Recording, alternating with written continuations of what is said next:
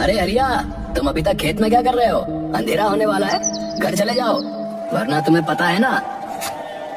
हाँ मानसिंह, पता है, मुझे डराओ मत, पर थोड़ा सा काम बचा है, ये निपटा कर जा ही रहा हूँ।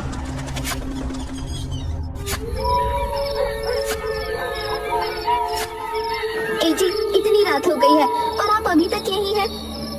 अरे तुम क्यों रात में यहाँ आ गई हो? तुम्हें पता है ना, रात में छलावा घूमता है।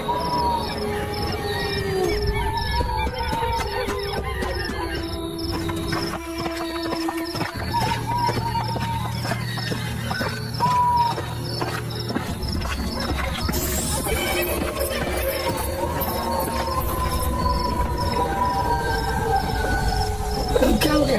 तुम रुक क्यों गई? चलो ना। वो सामने किसी औरत की लाश पड़ी है। अरे हाँ, ये कौन है? हरिया ने उसके पास जाकर देखा तो वो उसकी पत्नी की लाश थी। ये देखकर वो बहुत घबरा गया। उसने मुड़कर देखा तो उसकी पत्नी सामने भी खड़ी थी। वो उसके पास पहुंचा।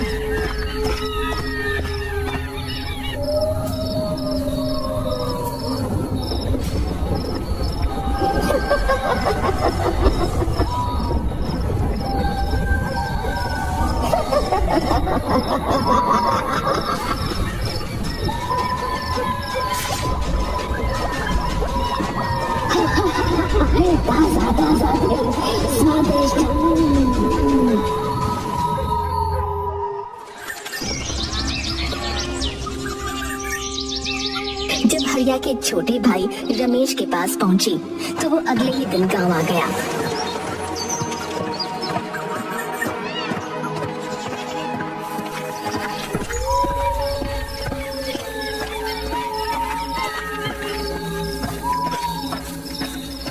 कितने बरसों बाद आज गाँव आना हुआ है। यहाँ से जाते समय सोचा भी नहीं था कि वापसी किसी की मौत पर होगी। हे भगवान, मुझे इस पूरे समय को झेलने की शक्ति दे। रमेश काफी सालों बाद गांव आया था। वो बदले हुए गांव को देखता हुआ अपने घर की तरफ बढ़ रहा था। उसके मन में गांव में आने की खुशी भी थी और अपने भैया भाभी को खोने का दुख भी था। तभी अचानक उसे हरिया ने आवाज दी। अरे रमेश, अरे तुम आ गए। अरे कैसे हो? भैया आप? पर आप तो नहीं, मैं ठीक हूँ, पर छलावा ने तुम्हारी भाभी को मार दिया। लेकिन मानसिंह ने तो फोन पर बताया था कि तभी दूसरी तरफ से किसी की आवाज आई।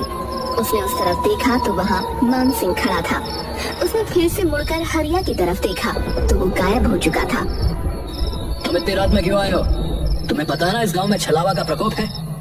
ये तो शुक्र मनाओ कि मैं समय पर आ गया, वरना आज तुम्हारे साथ भी वही होता जो तुम्हारी भाभी और भैया के साथ हुआ था। चलो यहाँ से। मुझे लगा सचमुच मेरे भैया जिंदा हैं। उनको सामने देखकर मैं छलावा के बारे में भूल ही गया था। नहीं, वो जा चुके हैं। चलो घर, चलो जल्दी।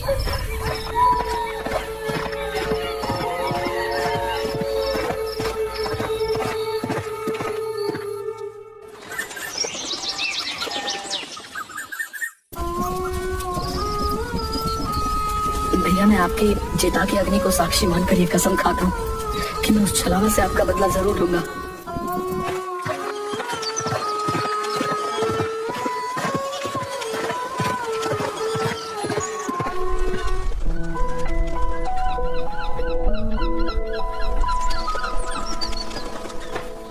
अंतिम संस्कार के बाद वो अपने बचपन के दोस्त गगन से मिलने निकल गया।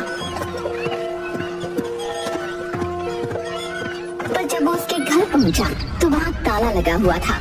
वो उसके बारे में किसी से पूछने ही वाला था कि तभी वो आ गया। अरे रमेश, तू कब आया? मैं तो कल आया था, पर तेरे घर में ताला क्यों लगा हुआ है?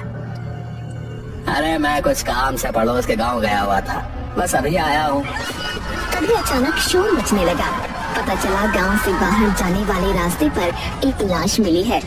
उस लाश का भी दिल निकाला जा चुका था और उसका मुंह भी कुचला हुआ था। हे भगवान, ये इस गांव में हो क्या रहा है? जरूर ये छलावा का काम होगा, लेकिन मैंने तो कभी नहीं सुना कि छलावा लोगों का दिल निकालता है। पहले नहीं निकालता होगा, पर अब इन लोगों में भी अपडेट आने लगे हैं। तुझे हंसी आ रही है? ये कोई हंसने की बात नहीं है, लोग मर रहे हैं। सॉरी, तो फिर इससे बचने के लिए क्या किया जाना चाहिए बता? हमें इस छलावा से छुटकारा पाने का कोई तरीका निकालना ही पड़ेगा। उसने मेरे भैया और भाभी को मारा है, मैं उससे बदला लेना चाहता हूँ। गगन और रमेश काफी देर खड़े बातें करते रहे, पर उन्हें छलावा को मारने का कोई रास्ता नजर नहीं आता। उसके बाद रमेश अपने घर चला जाता है।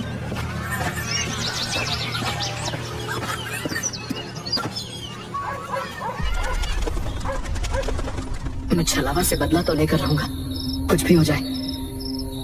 रमेश छलावा को मारने के तरीके सोच रहा था। किसी ने उसका दरवाजा जोरों से खटखटाया। वो झिझक गया। कौन है? कौन है? अरे मैं हूँ मान सिंह, जल्दी से दरवाजा खोलो, छलावा ने किसी को मार दिया है। आता हूँ। रमेश हड़बड़ाहट में उठा और उसने जाकर दरवाजा खोला। सामने मान सिंह की लाश पड़ी थी। उसके सीने से उसका दिल निकाला जा चुका था और जमीन खून से लाल हो चुकी थी। ओह माय गॉड, ये क्या हो गया? मान सिंह, तुम्हारे साथ ये किसने किया?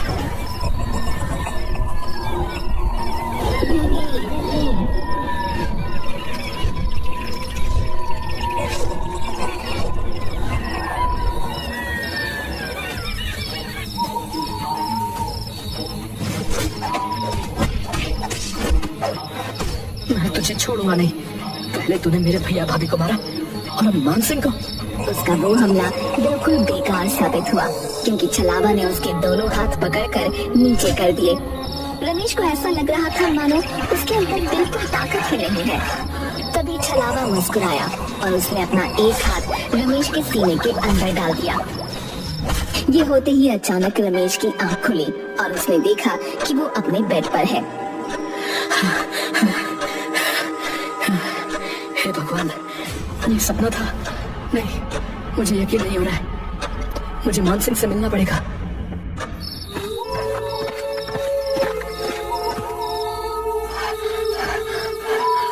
अरे क्या हुआ? तुम ऐसे हंस क्यों रहे हो? मैंने सपना देखा कि छलावा ने तुम्हें भी मार दिया और मुझे भी। मैंने अपने बड़े बूढ़ों से सुना है कि अगर तुम्हारे सपने में कभी छलावा आए, इसका मतलब वो आसपास ही है। कहीं तुम छलावा ही तो नहीं? अरे पागल, मैं छलावा नहीं हूँ, तो खुद मेरे पास चल कर आया। कहीं तू तो छलावा नहीं?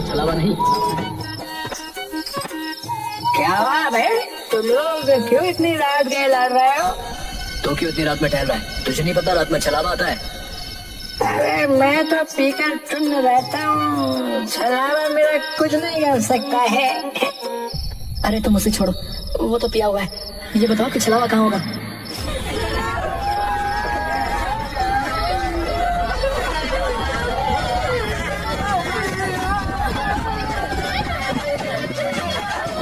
क्या हुआ सरपंच जी? अरे मेरे बेटे को छलावा ने मार डाला।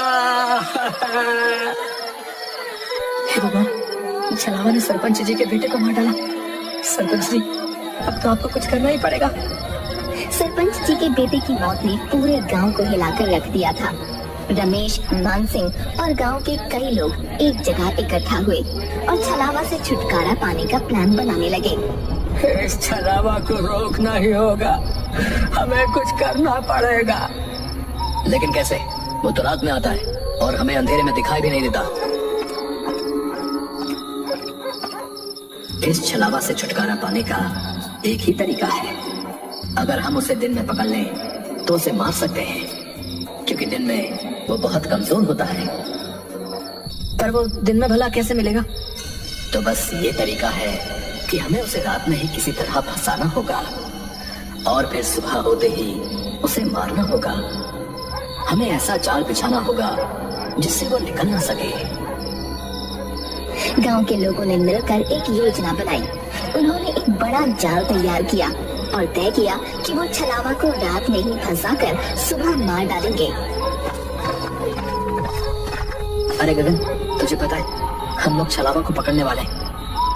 दिन में तो वो कभी मिलेगा नहीं, इसलिए रात में ही पकड़ना है। मैं तुम्हारे साथ हूँ, लेकिन ये बहुत खतरनाक काम है भैया। लेकिन करना तो पड़ेगा, वरना लोग ऐसे ही मरते रहेंगे। रात का अंधेरा चारों ओर फैल चुका था। गांव के कुछ बहादुर लोग छलावा को पकड़ने की योजना के तहत इकट्ठा हुए। कई लोग डर के मारे नहीं आए थे, जिनमें गगन भी शामिल था। गगन फोन क्यों नहीं उठा रहा? उसने वादा किया था कि वो भी आएगा। शायद वो डर गया होगा। हम यहाँ हैं, हमें ही ये काम करना होगा। तभी एक ठंडी हवा का झोंका आया और सबकी रूह कांप उठी। अचानक सामने छलावा प्रकट हुआ, लेकिन हरिया के रूप में। भैया आप जिंदा? आप यहाँ कैसे? रमेश मुझे बचा लो, छलावा मुझे मार डालेगा। रमेश का दिल जोरों से धड़कने लगा। वो अपने भाई की तरफ बढ़ा। तभी हरिया अचानक जोर से हंसने लगा और उसका रूप बदलने लगा। पहले वो एक बूढ़ी औरत बना, फिर एक जवान आदमी और फिर एक बच्चे में बदल गया। अंत में वो अपने असली भयानक रूप में आ गया। तुम लोग मुझे पकड़ने की कोशिश कर रहे हो, तुम मुझे नहीं पकड़ सकते। तभी एक आदमी ने हिम्मत दिखाई और छलावा की तरफ भागा। मैं तुझे नहीं छोड़ूंगा, आज तुझे मार कर ही रहूंगा।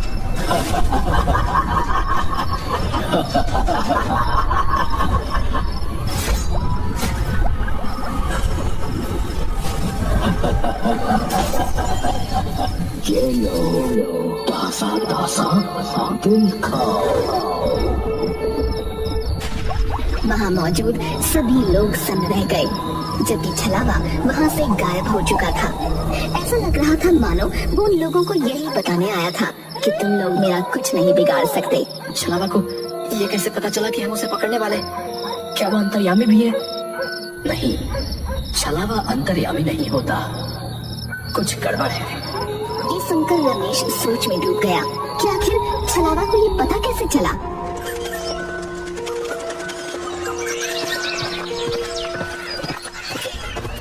गगन तुम कल रात को क्यों नहीं आए? मैंने तुम्हें कई बार फोन किया। यार मेरी तबीयत ठीक नहीं थी, इसलिए नहीं आ सका यार, सॉरी यार। रमेश और गगन गांव की गलियों में टहलते हुए एक पुराने मंदिर के पास पहुंचे। चलो मंदिर के अंदर चलते, थोड़ी शांति मिल जाएगी। नहीं नहीं, मैं मंदिर के अंदर नहीं जा सकता, मेरी तबीयत अभी भी ठीक नहीं है। क्यों बहाना बना रहे हो? चलो अंदर।